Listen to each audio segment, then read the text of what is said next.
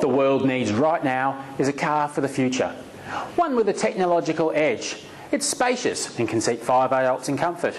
And, crucially, has no tailpipe emissions. And here it is.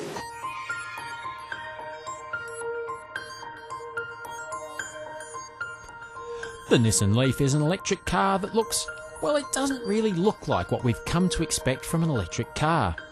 Unlike its eco-friendly rivals, such as the distinctive Toyota Prius, it's been designed to blend in on today's roads.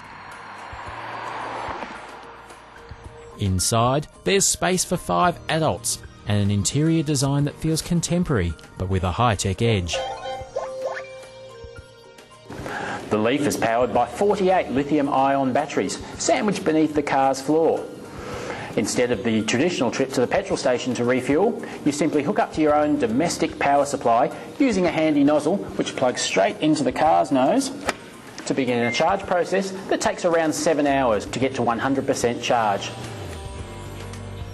Pulling up to a quick charging post cuts that process to 30 minutes for an 80% charge. It's also possible in the future that a robot will remove the discharged battery and insert a fresh one, and you'll be on your way in about 2 minutes. It's all designed to relieve what car makers are describing as range anxiety, the fear of running out of power short of the Leaf's optimum range of 160 kilometres.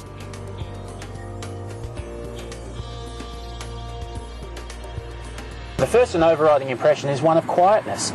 I can't hear anything. I'm driving the car and there's no engine noise. So as we steer off towards the track, all we can hear is just a little sound of the tyres on the tarmac, and not much more than that.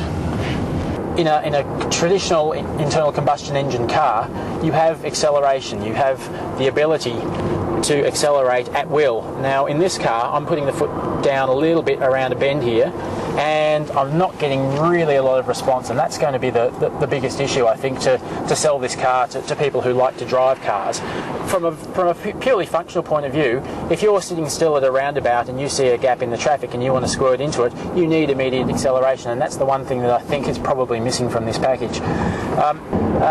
But for what you're getting, for what you're going to buy with this car, with the lack of tailpipe emissions and the fact that you're never going to have to visit a petrol station again, I think there's really something to be said for electronic vehicles, and something to be said for the fairly brave step that the Nissan Renault Alliance is taking in pursuing electronic vehicles.